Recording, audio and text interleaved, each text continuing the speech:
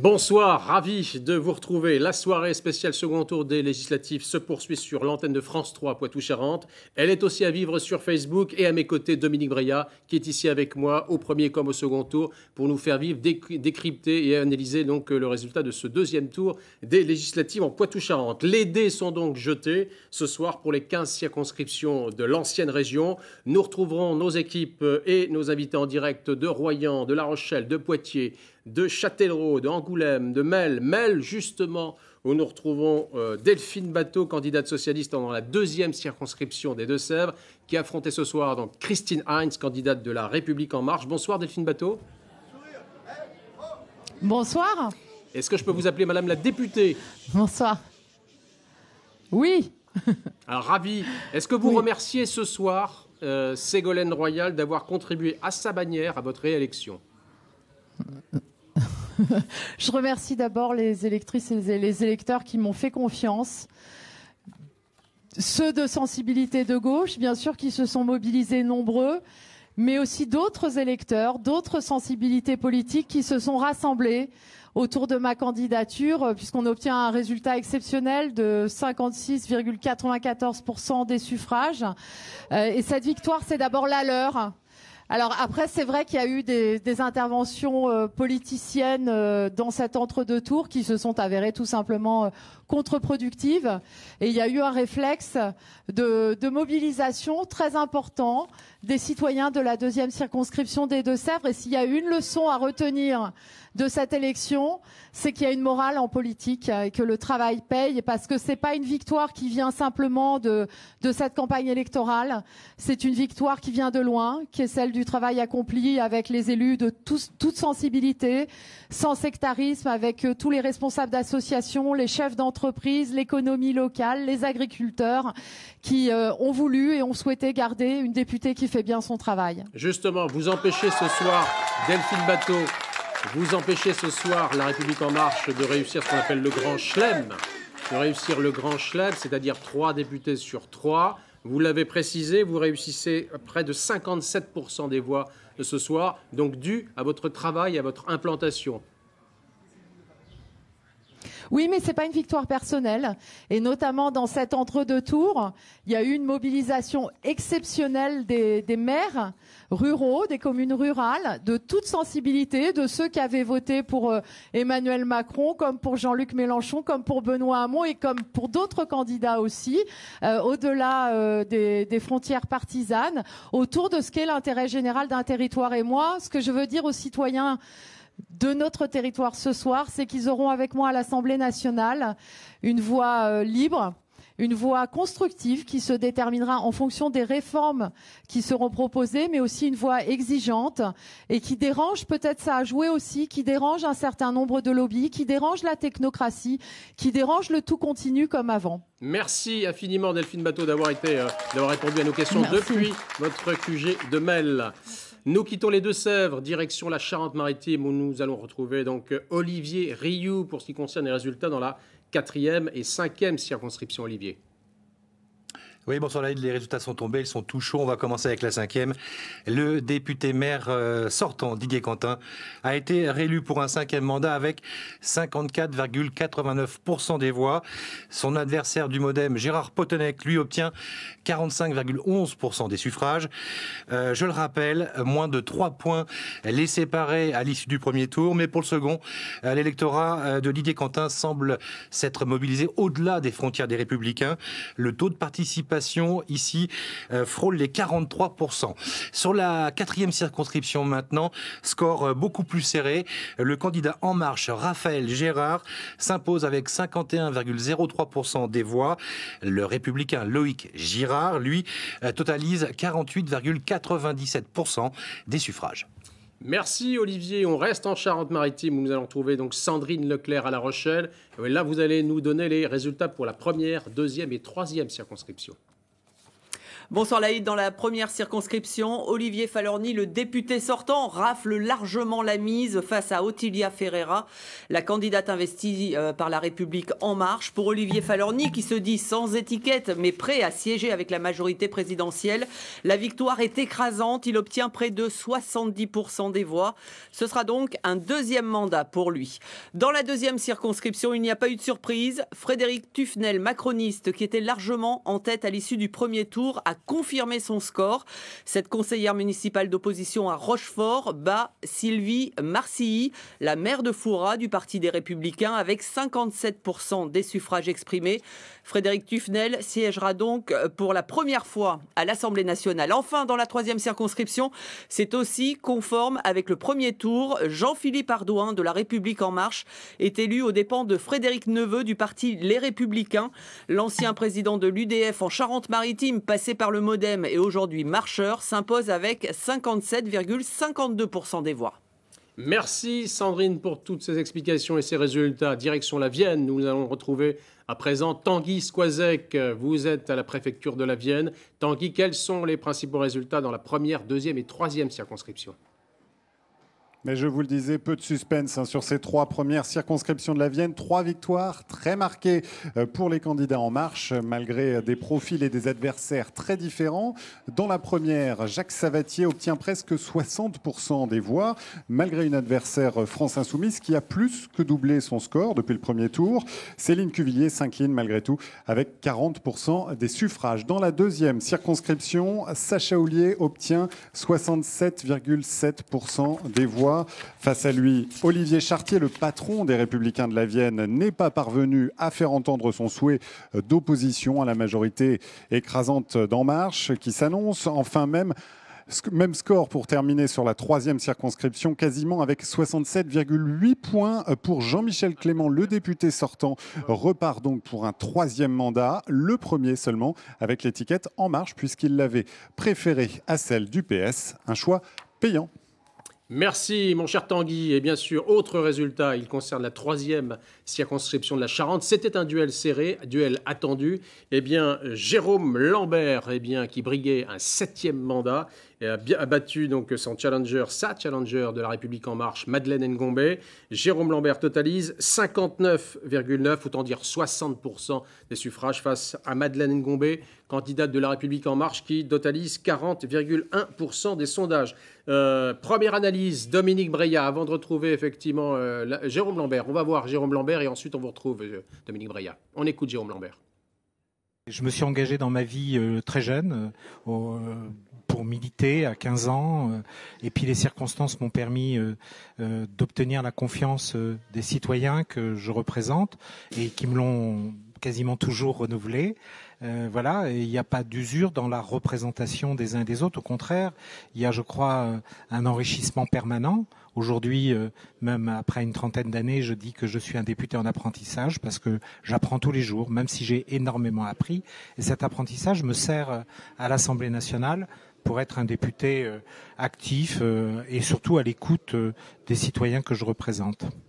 Dominique Breillat, les leçons de ce deuxième tour, élection 2017 qui ne ressemble en rien à cette élection de 2012. Justement, quels enseignements tirez-vous ? Alors, les enseignements qu'on peut en tirer, c'est que sans doute il y avait une vague nationale au premier tour qui a permis presque partout, pas tout à fait, mais presque partout, aux candidats En Marche d'être en tête.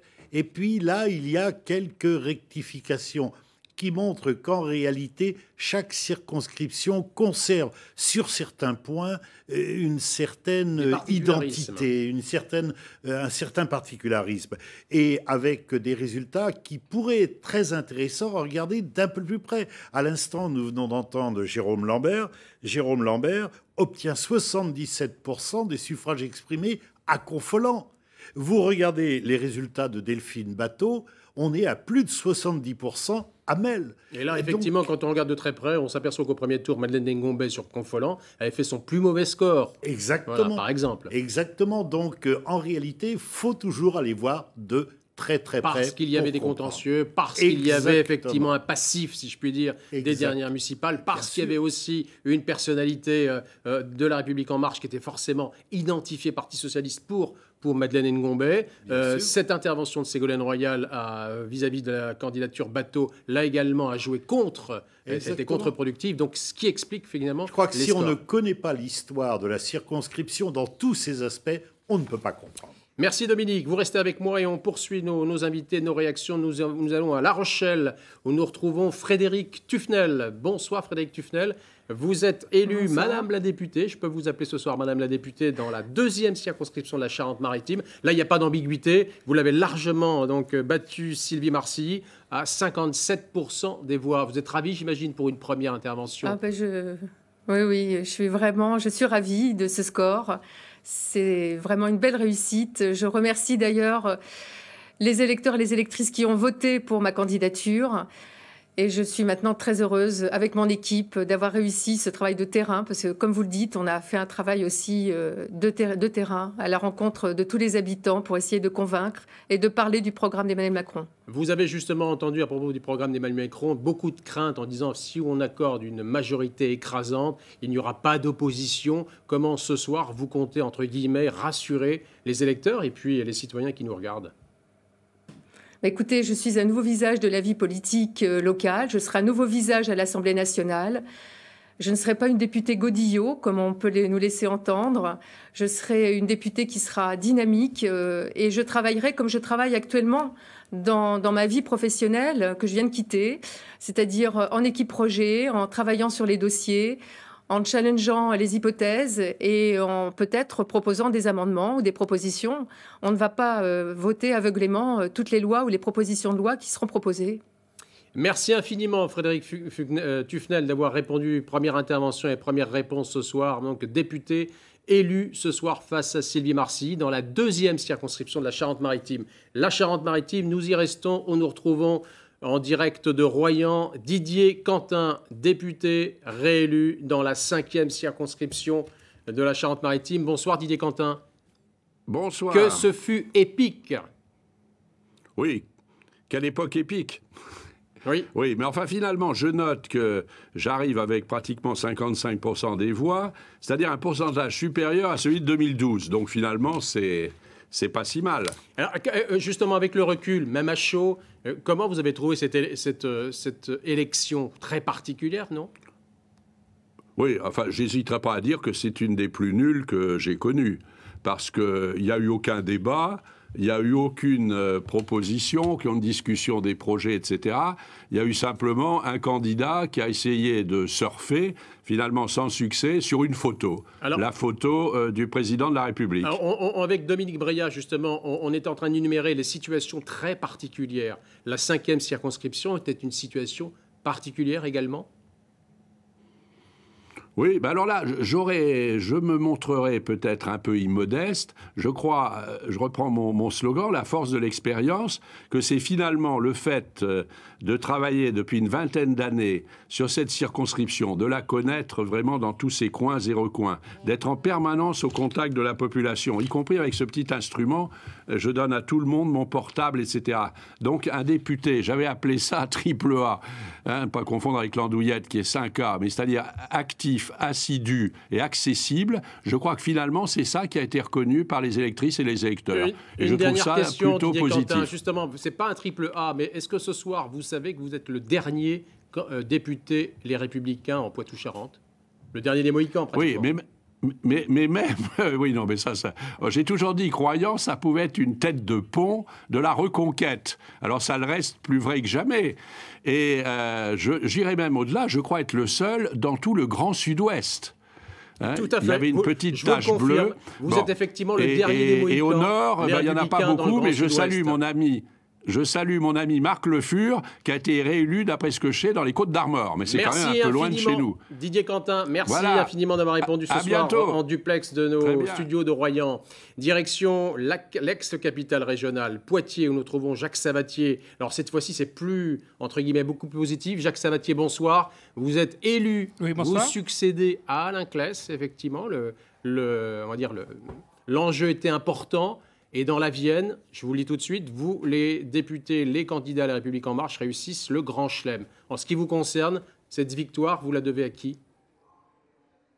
Écoutez, on la doit à beaucoup de monde. D'abord au président de la République qui nous a emmenés au début de l'année sur un programme que nous soutenons aujourd'hui. Ensuite, à tous les militants En Marche qui l'ont accompagné dans cette conquête et qui m'ont supporté dans tous les sens du terme au cours de ces derniers mois, de ces dernières semaines.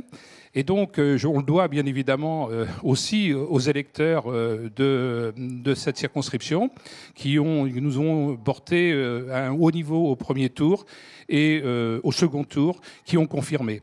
Et donc, aujourd'hui, oui. Jacques Savatier, justement, quand on a évoqué la pré-campagne électorale, on a vu qu'il y avait beaucoup de divisions au sein du Parti socialiste pour désigner un successeur dans la première et la deuxième circonscription. Est-ce que, quelque part, vous n'avez pas bénéficié de ces divisions à gauche ?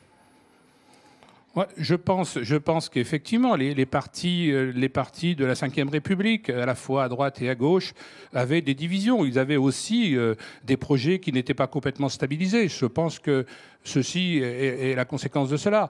Et donc, dire qu'on en a profité, je ne sais pas. Je dis juste que les électeurs, eux, ont considéré qu'il fallait changer de programme.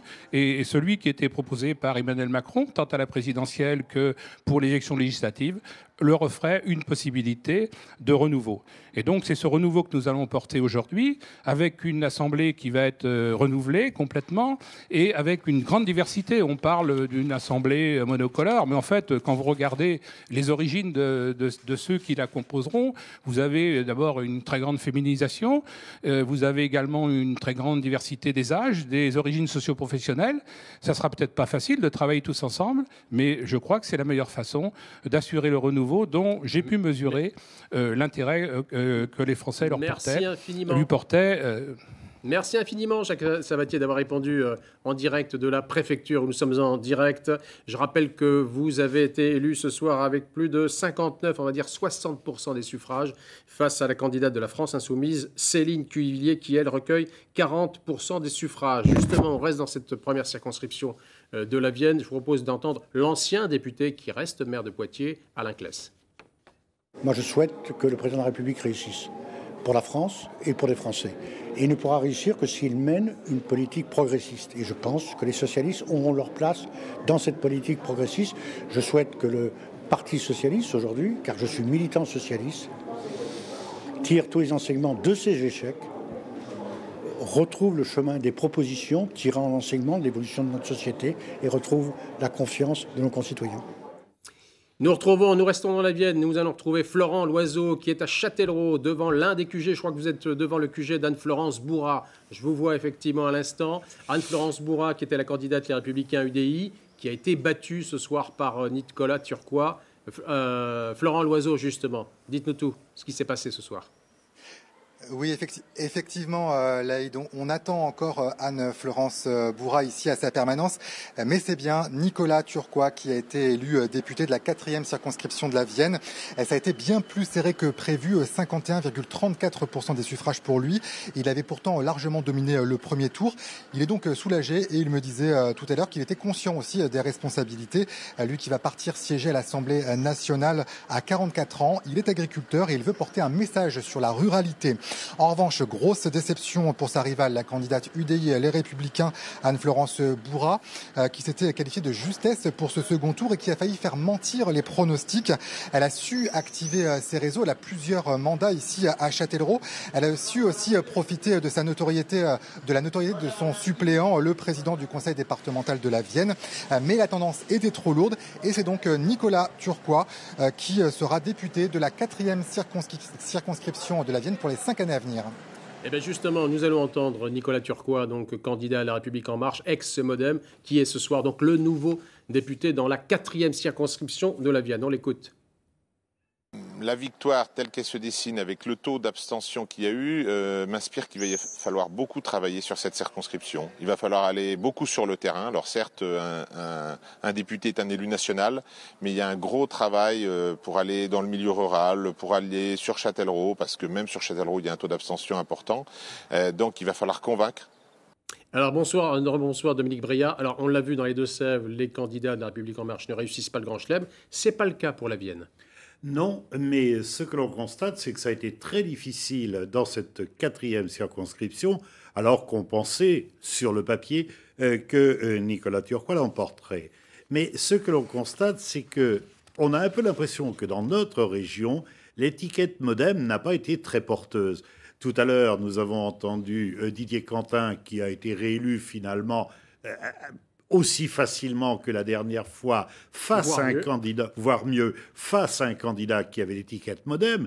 Mais surtout, on voit cela à La Rochelle. À La Rochelle, où Mme Ferreira avait aussi la couleur MoDem, elle ne progresse que de 4% seulement, alors qu'Olivier Falorni progresse de 32%. Ce soir, vous voulez nous dire que finalement, les candidats La République En Marche, qui sont des candidats MoDem, finalement, n'ont pas réussi. Ils ont eu plus de difficultés. Je crois que ce sont les candidats, je serais presque tenté de dire que ce sont les candidats En Marche pur sucre, c'est-à-dire ceux qui n'avaient pas véritablement d'attache politique antérieure, qui finalement s'en sortent le mieux. Eh bien, on va retrouver justement un candidat pur sucre. Il est dans le candidat élu député dans la 2e circonscription de la Vienne. C'est Sacha Houlié. Bonsoir, Sacha Houlié. Bonsoir. Alors justement, c'est sans ambiguïté. Vous avez plus de 67 voire 68% des suffrages ce soir dans la 2e circonscription de la Vienne, face au président des Républicains, Olivier Chartier, qui recueille à peine 32% des suffrages. Donc c'est une victoire éclatante et sans ambiguïté ce soir pour vous. C'est une belle victoire, certes, mais l'humilité est de mise lorsque l'on se compare au taux d'abstention. D'abord, moi, je voudrais remercier tous les militants, les sympathisants et les électeurs qui nous ont fait confiance au premier comme au second tour. Je voudrais aussi remercier Olivier Chartier qui est venu nous voir, nous rencontrer, nous faire un salut républicain. Et je pense que lorsque la campagne se déroule dans ce niveau de dignité et de respect, c'est toujours bienveillant et c'est acceptable puisque c'est les maximes de notre mouvement. Après, je vous l'ai dit, le niveau d'abstention nous oblige. Donc, nous oblige d'abord vous avez la victoire à travailler. Humble ce soir au regard de cette abstention très forte. Tout à fait. Mais je pense que l'état dans lequel est le pays et ce que nous avons à faire, ce que nous avons promis, en cohérence avec le projet présidentiel, ça nous oblige à nous mettre au travail dès demain. Pour la circonscription, pour les projets d'aménagement routier, d'irrigation, pour la façon dont on redonnera à Poitiers une place dans la nouvelle région, et à l'Assemblée nationale sur le projet de loi de la moralisation de la vie publique, ou encore sur la réforme du Code du travail qui seront menées dès cet été. Tout cela nous oblige, et tout cela nous oblige à nous mettre au travail dès demain. Et donc, la victoire, elle est belle ce soir, mais ce qui nous attend, c'est surtout beaucoup de rigueur, beaucoup de sérieux, beaucoup de pédagogie. On l'a dit avec Dominique Breillat, dans ce département de la Vienne, vous réussissez le grand chelem. C'est important d'avoir pour vous en tous les cas, 4 députés La République En Marche pour défendre le territoire à ce département de la Vienne. C'est important d'autant plus que nous avions promis, il y a maintenant un mois, lorsque nous nous sommes lancés dans cette aventure, et au soir du second tour de l'élection présidentielle, que nous parviendrions à faire 4 sur 4. Maintenant, nous l'avons fait, et nous l'avons fait sur du travail de proximité. Nicolas Turquois l'a dit, je l'entendais juste avant, du travail de conviction, du travail finalement et de la détermination, qui ont fait que sur les suffrages exprimés, nous avons recueilli la majorité.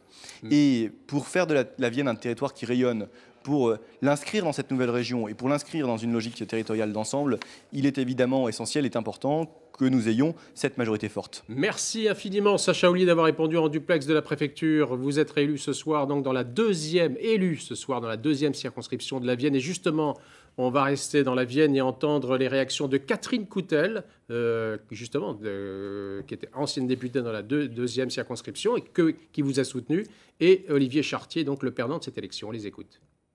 C'est très émouvant tout à l'heure, ça m'a beaucoup ému de lui passer le témoin parce que je lui ai dit maintenant c'est à toi de prendre la suite.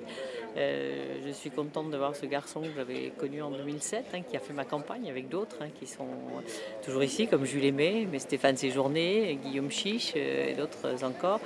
Et il y avait une bande formidable de MJS qui ont fait leur chemin. Je pense à tous celles et tous ceux qui nous ont fait confiance et qui aujourd'hui évidemment partagent notre déception. En même temps, moi, je veux tout de suite, évidemment, saluer et féliciter la victoire de Sacha Houlié. Je crois que nous avons mené une campagne digne et respectueuse. C'est en tout cas le sens de mon engagement. Je pense que la politique, c'est pas l'invective, c'est pas les injures. Mais je pense qu'on a donné, je pense et j'espère en tout cas, une belle image dans cette circonscription du débat. Après la Vienne, direction la Charente, où nous allons retrouver donc en duplex de nos studios d'Angoulême Thomas Mesnier. Bonsoir Thomas Mesnier. Vous êtes le grand vainqueur dans cette première circonscription de la Charente. Et là, effectivement, c'est sans embâche. Vous avez réussi une victoire sans ambiguïté à plus de 60% face à la candidate de la France insoumise, Martine Boutin. Pour une première, c'est une victoire éclatante, Thomas Mesnier, non ? Écoutez, oui, je suis aussi heureux qu'honoré d'être élu ce soir député de la première circonscription de Charente avec un score effectivement de 60%. Je tiens à saluer Martine Boutin, ma concurrente du second tour, ainsi que tous les candidats malheureux du premier tour. Et justement, vous succédez dans cette circonscription à Martine Pinville, qui était la candidate socialiste, ancienne ministre. Est-ce que vous avez l'impression d'avoir effectivement cette lourde responsabilité qui pèse sur vos épaules ? Alors, c'est une responsabilité immense qui s'annonce et qui pèse d'ores et déjà sur mes épaules. Une espérance incroyable s'est levée avec l'élection d'Emmanuel Macron, qui nous oblige. Donc, dès demain, je pars à Paris, à l'Assemblée, pour prendre mes dispositions et travailler dès demain. Alors, on l'a dit, vous ne réussissez pas le grand chelem ce soir en Charente, même si Sandra Marceau, dans la deuxième circonscription, gagne cette circonscription. Mais Madeleine Ngombé, justement, chute face au cas, on va dire, Lambert ce soir. Vous êtes un petit peu déçu. Vous auriez souhaité réussir le grand chelem, 3 députés sur 3 ? On aurait souhaité évidemment avoir 3 députés La République En Marche en Charente. Pour autant, Madeleine a fait une très belle campagne. Elle s'est démenée face à Jérôme Lambert. Je pense qu'elle n'aurait pas pu s'engager davantage. Je la salue aujourd'hui et je félicite Jérôme Lambert avec qui je vais probablement travailler très prochainement. Merci infiniment Thomas Mesnier. Vous étiez en duplex de nos studios d'Angoulême et bien sûr vous avez été élu ce soir donc dans cette première circonscription de la Charente. Direction la Charente-Maritime. Après avoir reçu Didier Quentin, nous recevons donc Gérard Potenec qui était le candidat malheureux ce soir dans la 5e circonscription de la Charente-Maritime, candidat à Modem. Bonsoir Gérard Potenec. Bonsoir. Monsieur. Est-ce que vous avez l'impression ce soir que c'était le tout sauf Potenec qui a joué dans cette élection ? Tout à fait. Tout d'abord, je remercie les électeurs qui m'ont apporté leur confiance. Et comme vous l'indiquez, à juste raison, depuis le début de la campagne, j'étais l'objet d'attaques permanentes en soi-disant que j'avais usurpé des documents de campagne. Et heureusement, à la fin de la campagne, la vérité a été rétablie, mais c'était peut-être un peu trop tard. Et ce qui est grave aussi, gravissime de la part du député sortant, lorsqu'on se présente à une élection, on est là pour gagner, bien sûr, mais à la loyale. Et aujourd'hui, ce n'est pas le cas. C'est-à-dire que sur sa profession de foi, je ne sais pas si vous l'avez lu, vous pouvez constater que j'étais traîné dans la boue, j'ai eu des propos complètement diffamatoires et aussi en remettant en cause le bien fondé de mes affiches et de ma propagande électorale. Il ne vous a pas échappé, Gérard Potenec, il ne vous a pas échappé que pendant l'entre-deux tours, il y a effectivement des candidats socialistes donc perdus au premier tour, comme Michael Vallée, des candidats du Front National comme Séverine Verbroek, finalement, qui voyait d'un mauvais œil votre arrivée au Palais Bourbon. Oui, tout à fait. Alors moi, je pense qu'il y avait une coalition Front National, Parti Socialiste, je ne sais pas. Mais vous connaissez bien M. Quentin, il est prêt à tout pour garder son siège.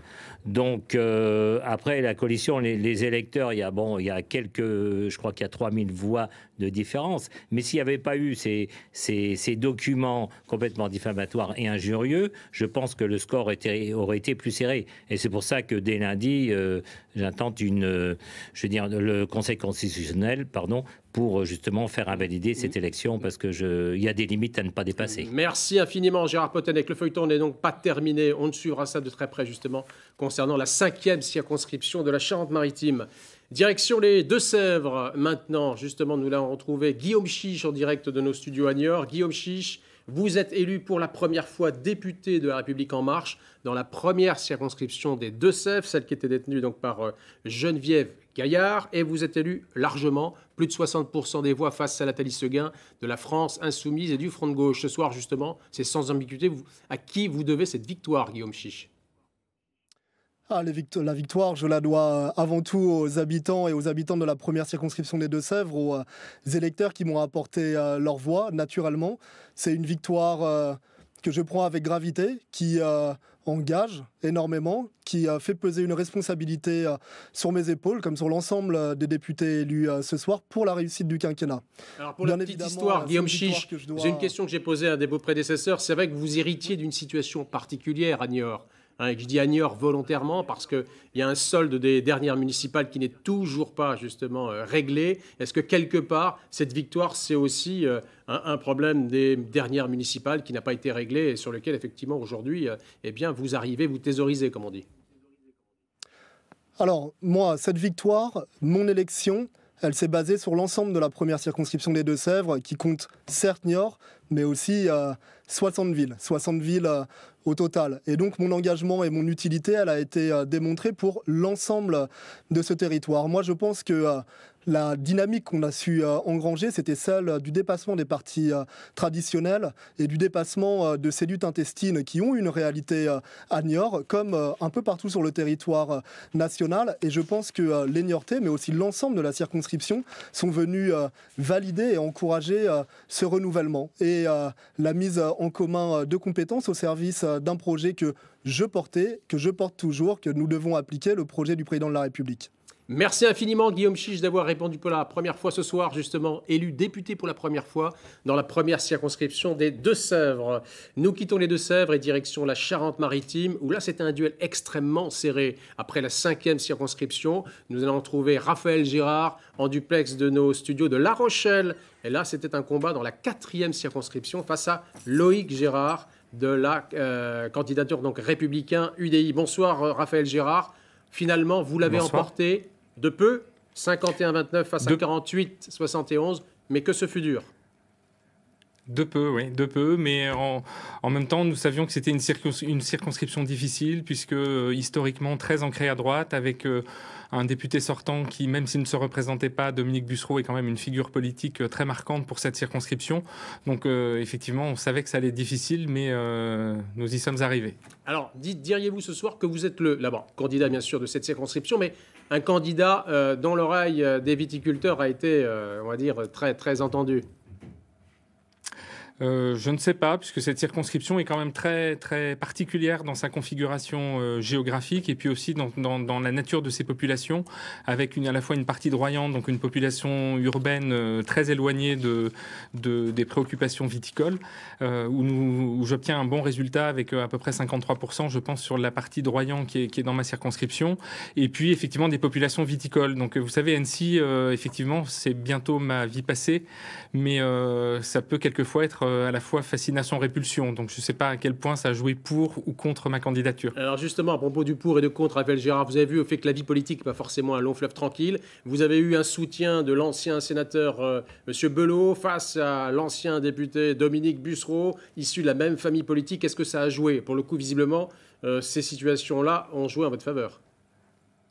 Très certainement. Le soutien de Claude Belot était évidemment très décisif dans le tour qu'a pris cette campagne.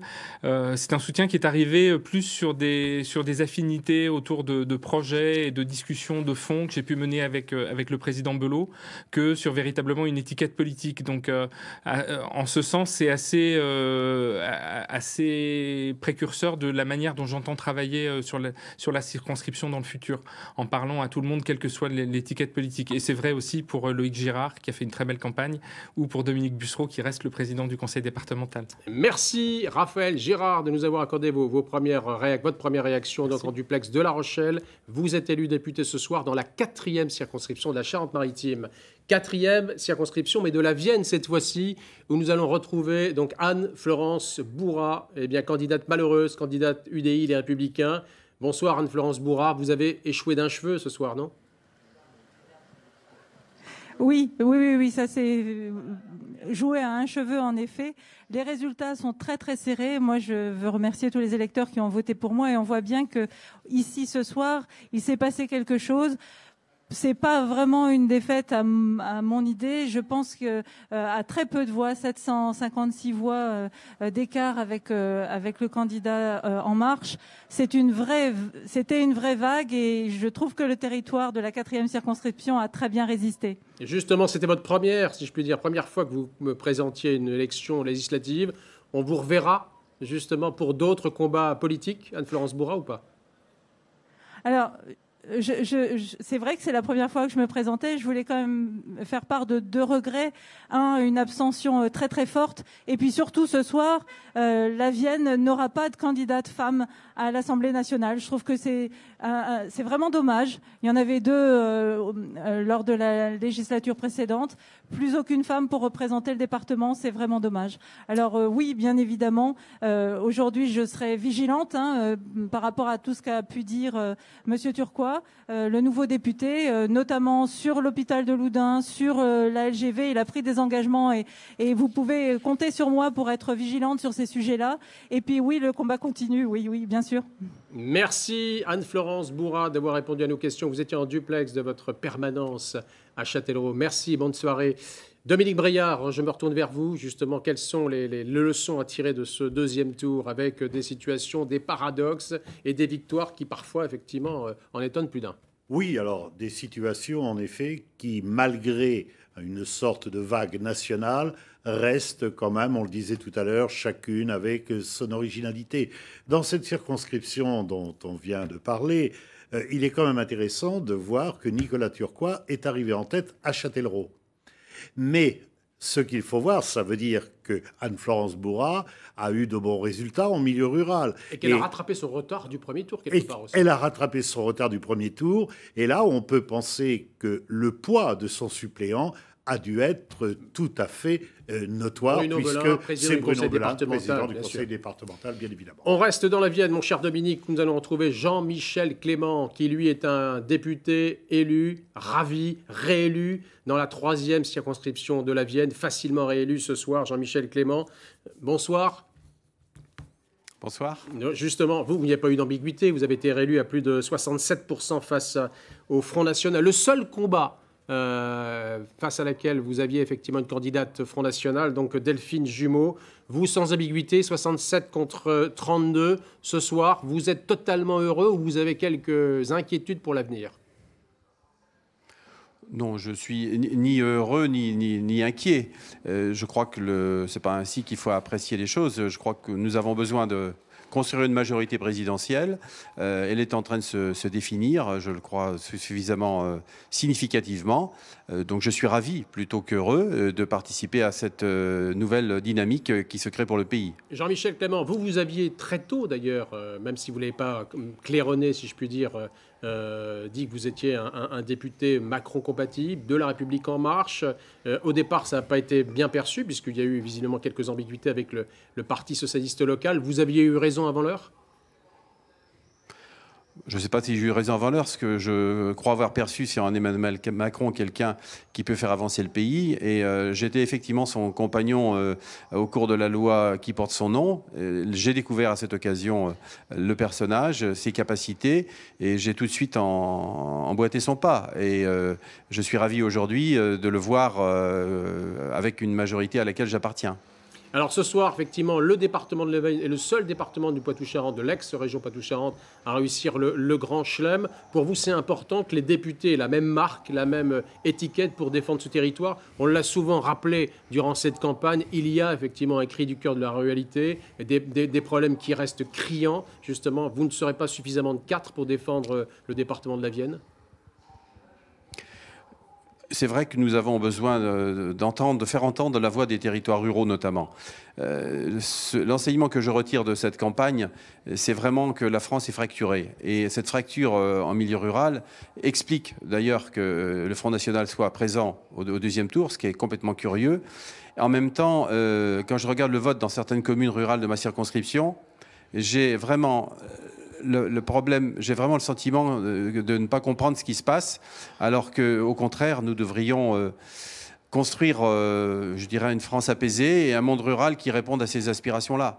Je crois qu'il va nous falloir travailler au service de tous les Français et surtout du monde rural pour qu'il n'y ait plus ce sentiment d'abandon, ce sentiment de fracture territoriale qui est vraiment aujourd'hui ressenti durement. Merci infiniment Jean-Michel Clément. Vous étiez donc en duplex et en direct de la préfecture de la Vienne. Vous avez été réélu ce soir donc avec plus de 67% des suffrages donc face à Delphine Jumeau du Front National dans la 3e circonscription de la Vienne. Direction la Charente-Maritime pour un rappel des principaux résultats avec vous Sandrine Leclerc. Rappelez-nous le bilan de la 1re, 2e et 3e circonscription de la Charente-Maritime. Bonsoir Laïd. Effectivement, dans la première circonscription, Olivier Falorni, le député sortant, l'emporte largement face à Ottilia Ferreira, la candidate investie par La République En Marche. Pour Olivier Falorni, qui se dit Macron compatible, la victoire est écrasante. Il obtient près de 70% des voix. Ce sera donc un 2e mandat pour lui. À noter que nous avons essayé de joindre Ottilia Ferreira. Elle s'est refusée à tout commentaire et ne souhaite pas intervenir à la télévision. Dans la 2e circonscription, il n'y a pas eu de surprise.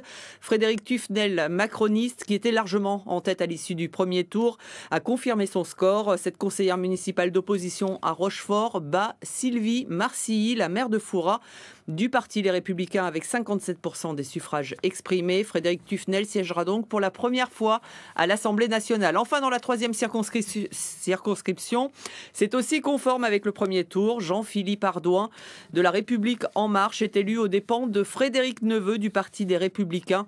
L'ancien président de l'UDF en Charente-Maritime, passé par le Modem et aujourd'hui marcheur, s'impose avec 57,52% des voix. Dominique Bria, je me retourne vers vous à nouveau.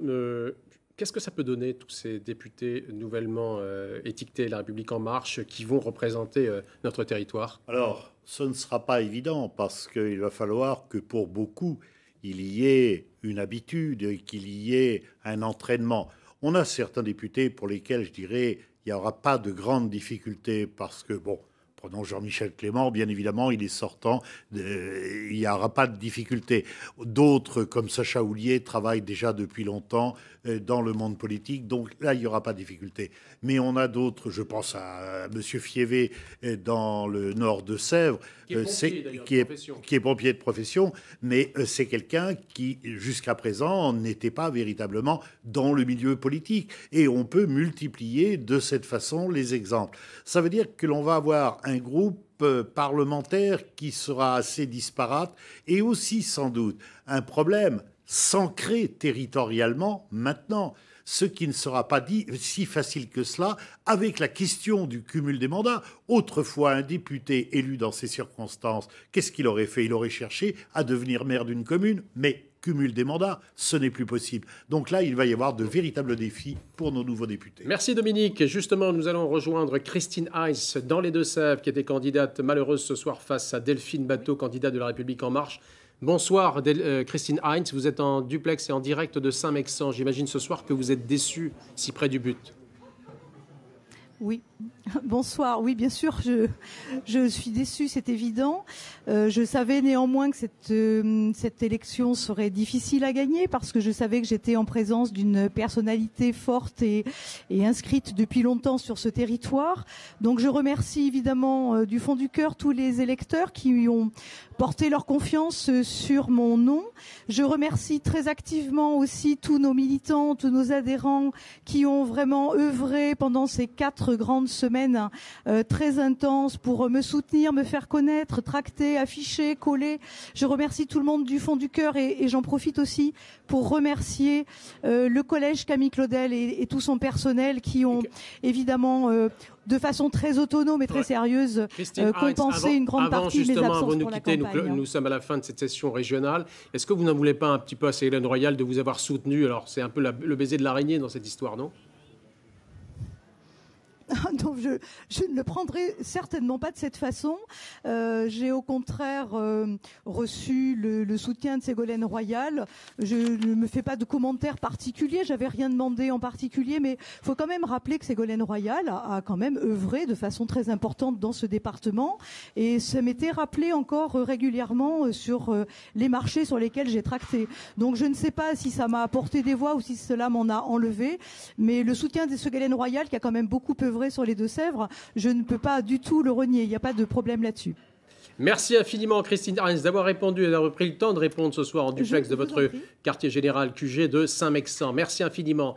Je vous remercie. D'ailleurs, c'était les principaux enseignements de cette soirée dans les 15 circonscriptions de Poitou-Charentes. Tous les résultats, puisqu'ils sont à voir et à suivre aussi sur notre site internet France 3 Nouvelle-Aquitaine. Cette soirée se poursuit toujours en Nouvelle-Aquitaine à partir de 22h15 et jusqu'à 23h. Je vous donne des rendez-vous à noter dès demain, dès midi, journal spécial législative, à 12h donc. Et puis, je vous retrouverai donc à 12h55 pour animer une spéciale élection législative avec vous, mon cher Dominique, pour analyser les conséquences de cette élection. Merci, très bonne soirée et à demain.